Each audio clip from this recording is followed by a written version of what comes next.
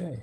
Hey, hi, fellow homeowners. It's my privilege to introduce two uh, other homeowners who have stepped forward and decided to run for the board of directors, Dennis Mosh and Tim Blevins, who will give their introduction in a bit. It's no secret about the fact that I feel that the current board governance approach has been lacking. And a few months ago, I had shared that concern, asking for anyone who had similar concerns to reach out to me. And Dennis and Tim reached out, and after several conversations, it became clear that we were on the same page in terms of how police could improve. And just for clarity, I didn't know Tim at all before this. Dennis and I had exchanged some emails, but we're not neighbors, we're not longtime friends. We're just two homeowners who want to help improve things. They both bring a lot of valuable life experiences, sound judgment, and a sincere desire to serve the community. So it's a tremendous asset. So this is the first of several videos we'll send out so that you can stay informed. So that being said, Tim, you want to give us your background and why you want to run? Good afternoon. Go ahead. You ready? Mhm. Good afternoon. My name is Tim Blevins, and I am running for a position on the board of directors at Heritage Hills. I've lived in Heritage Hills for 10 years, enjoy the villa that I live in. My interest in the board of directors comes from my prior experience on homeowners association boards. I've served as president, vice president, and secretary on different boards. I have a fundamental understanding of what the positions do and how they do it. And in each and every case, have always seemed to help maintain and improve the neighborhoods I was representing. My background begins with recognizing I'm a Navy veteran, but after I left the military, I pursued a course of study, truly a course of study, and I worked my way through to a JD, a law degree, and a PhD in philosophy. Uh, my time with the Attorney General's office as an arbitrator exposed me to conflict resolution. I've had a lot of experience with that, and I think that will help the board. I think there's a lot of friction between the current board and the residents, and I'm going to try to do my best to make sure that the residents have easy access to me and the rest of the board. Uh, there's probably any number of things that can be brought up, but what I really want to do is look at the economic or financial status or health, actually, of the board. I think that there's a lot of room for improvements in the board structure as far as economics go, the reserves, the daily expenses, the planning and marketing that goes into being on the board or being a director on the board and leading the community forward uh, into the future.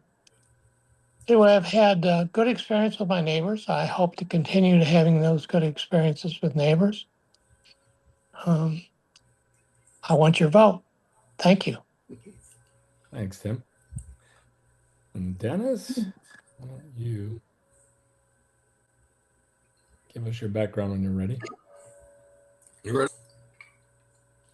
Hold on one second. My name is Dennis Mash. I bring over 2 decades of experience in association management. Um, I have a background in real estate. I've got a background in construction, and I have owned or co-owned businesses over a number of years. I was elected to multiple terms on the board of directors in a prior community, like Tim, serving in just about every office that there is. I also chaired their architectural review board for 10 years. I am a licensed community association manager, have been one since 2008. I retired a few years ago from full-time on-site management, but I manage condominium associations, homeowner associations, and these are associations that were mid-size, around 1,000 homes, to large scale, which is over 2,800 homes. I've been involved in budgeting, reserve studies, developing major capital projects, the specifications, overseeing the work, and trying to navigate the complex legal areas when you're dealing with developers and turnover. Um, I've had direct personnel responsibilities for staff, including, hiring, training, and performance review. Since retiring from the full-time work, I have had the time to author articles on HOA operations that have been published.